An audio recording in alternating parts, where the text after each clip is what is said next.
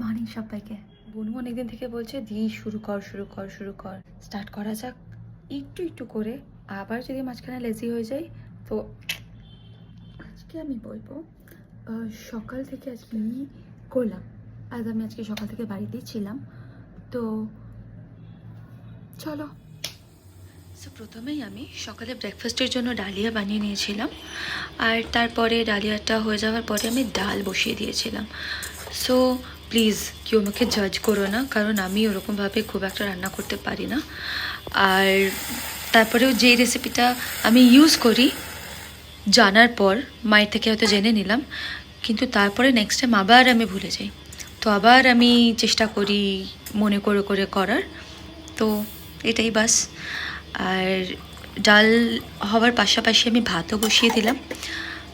তারপর ডালটাকে সাঁতাল দেওয়ার জন্য আমি ইউজ করলাম হচ্ছে তোমার সর্ষে আর কাঁচা লঙ্কা।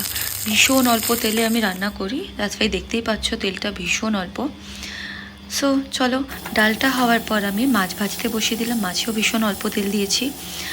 আর তারপর করতে করতেই চলে আসলো রয় বাড়িতে। রয়কে একটু টেস্ট করার জন্য ডালিয়াটা দিলাম। যদি ভালো লাগে না, ভালো লাগে, ইটস নাইস, গুড টেস্ট। আর তারপরে আমি বসিয়ে দিলাম মাছের তরকারি। আজ দেখতে পাচ্ছ ভীষণ অল্প তেল, যেটা মাছ ভাজার পরে বেঁচেছিল, তাতেই আমি হচ্ছে পাঁচফোড়ন, কাঁচা লঙ্কা আর পেঁয়াজটা ভেজে নিলাম হালকা করে।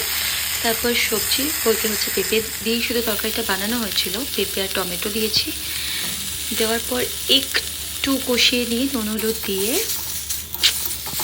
তরকারিটা বানানো হচ্ছিল।